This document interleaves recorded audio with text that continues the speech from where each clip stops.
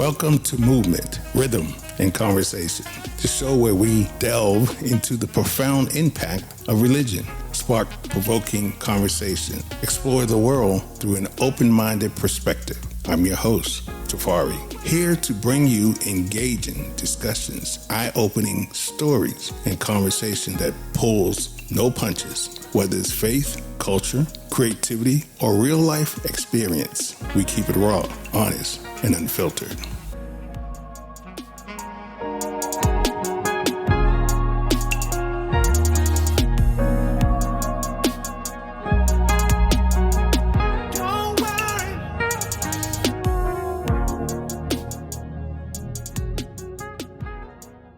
Malcolm X said it plain.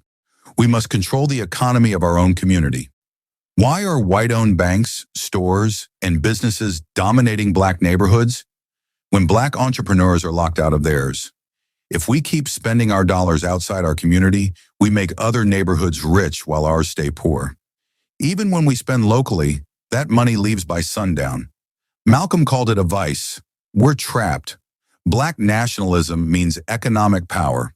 It means re-educating our people to invest in ourselves, build within, and stop making ghettos richer for everyone but us. Right now, do you know we brought in $1.3 trillion last year as a people? Out of 226 nations on the earth, that makes Black people in America the 8th richest nation. We brought in $600 billion more than Spain, $700 billion more than Mexico. Yet Spain has 46 million people like we do, and they maintain a 208,000 square mile landmass, and they own everything. Mexico has 131,700,000 people, and they're maintaining 771,500 square miles with half the money we have. Yet they have whole countries. Don't tell me we don't have money. That's crap. Excuse my expression. Oh, yeah, come on. Crap. It is what it is. You gotta call it like it. Now look at this. Bull crap at that. Right. Thank you, sir. $1.1 trillion comes through Black hands That's right. this year. So don't say we don't have money. We don't have unity. Right. And if we had unity and pooled our money, then we could begin to take control of where we live. Where I've been yet, and I've been almost everywhere, there's no Black Wall Street operating for our people. And when I say Black Wall Street, I mean a Black-owned bank, Black-owned school, Black-owned supermarket, Black-owned hospital, and a Black-owned manufacturing and distribution network to give our people jobs and provide them with the basic commodities they need for everyday living. Those 5 institutions are the essence of an independent community. We are $2 trillion people. $2 trillion. The richest group of Africans in the world in terms of income. No Black Wall Street. That was audio clips from Roots and Rebellion, Convenient World, Thermit Anthony Show, and the Ricky 77 podcast. Welcome to Movement, Rhythm, and Conversation. I'm your host, Tafari, the space where we unchain our minds, reclaim our soul. The call to arms, reclaiming our economics. Today's episode is more than talk. It's a call to action. I've made an urgent call for our community to buy Black. Not a suggestion, but a strategy. This is not about politics, not about waiting on Congress, not about empty promises from leaders who has never walked in our shoes. This is about the weapon we all hold in our hands, our dollar. For 40 days and 40 nights, from October the 1st through November the 9th, I am challenging us to use that weapon wisely, to stop fueling the system that ignore us and start investing in our own. This is our battlefield, and our economics is our front line. As the holidays approach, let's remind ourselves that Thanksgiving and Christmas were never ours to begin with. We were erased from those stories. Yet every year we pour billions into a celebration that serves everyone but us. Instead, let's honor our own power. Let's show the world what happens when we decide to circulate our wealth in our community. So tune in, lean in, take this journey with me. Because today, conversation isn't just about history. It's about liberation. It's about reclaiming what has always belonged to us. This is Movement, Rhythm, and conversation. I'm your host, Tafari. Let's get into it.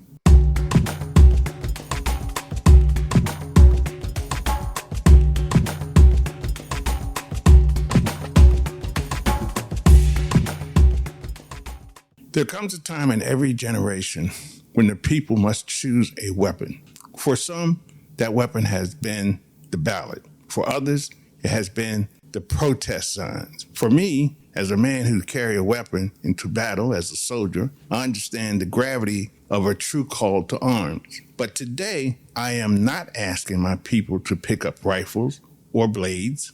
No, my brethren, my sisters, weapons of choice is the dollar. This is not a suggestion. This is an urgent call. I have called for our communities to buy black, and yet I do not see the unity, the recommended businesses, or the wave of economic solidarity. And that should already be shaking the ground beneath our feet. I understand why many of us have lived so long with a defeatist mentality that we can no longer imagine the battlefield turning in our favor. But let me be clear, this call is real and is powerful.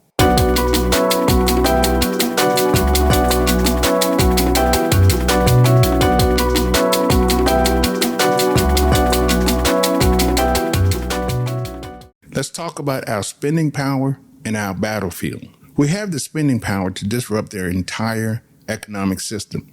Every year, Black America pours over $1 trillion into the American marketplace. That's not small change. That's leverage. And as long as their finance system remains intact, as long as we keep feeding it without thought of strategy, they have no reason to respect us, listen to us, or legislate in our favor. Look around you. The Senate and the House of Congress have shown us time and time again that they are not coming to save us. They make promises during election cycles and then disappear when the ink dries. But do not be fooled into despair. We are not powerless. We hold in our hands the power of the purse. The battlefield is not just in Washington, D.C. The battlefield is in every mall, every online checkout, every fast food restaurant, every corner store. Every swipe of our debit card determines whether we remain dependent or rise free. Rejecting their holidays, reclaiming our power. As this season of the so-called holidays approach, I remind you Thanksgiving and Christmas are not our holidays. Thanksgiving centers on a 1621st harvest feast between the Wampanoag people and the English colonists. History tells us that prior to the native people saving them, the English settlers resort to cannibalism to survive. Nowhere in the story are we included. We were not invited to that table. We were enslaved and erased from its narrative. Christmas celebrated since AD 336. It is a Roman pagan practice dressed up in religious garb. It has absolutely nothing to do with us. Yet every year we pour billions of dollars into decorations, gifts, rituals, and enrich the very system that enslaved us. Why do we continue to honor the holidays of our oppressors while ignoring the economic liberation of our own? To buy black is not merely an economic act. It's a spiritual act. It's a declaration that we will no longer worship at the altar of their traditions.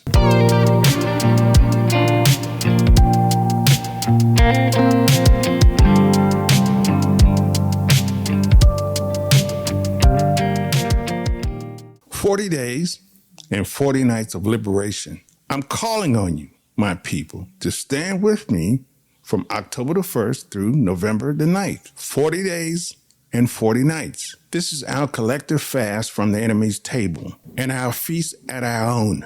For 40 days and 40 nights, let us buy black. Let us circulate our money within our community. Let us lift our brothers and sisters who own restaurants, clothing brands, bookstores, beauty supply shops, and technological firms. We have been conditioned to believe that power comes only from politics or protests, but history shows otherwise. Nations rise and fall based on economics. Empires are built not only by armies, but by markets.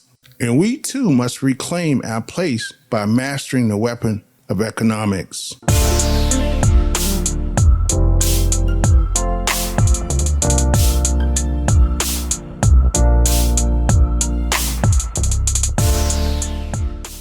Untrain your mind, reclaim your soul. Now, reclaim our economics.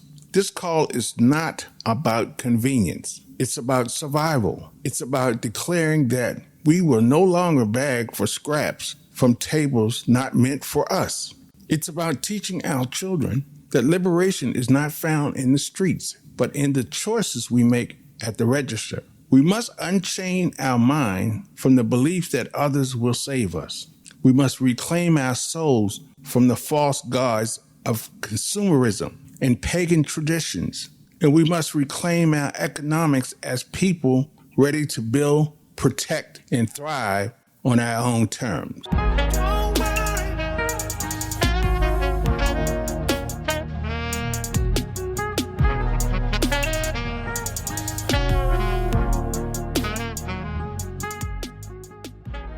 So I say again, with urgency, with love, buy black, 40 days and 40 nights, October the 1st through November the 9th. Let this be our call to arms. This is movement, rhythm, and conversation. I'm your host, Tafari. Stay black, people.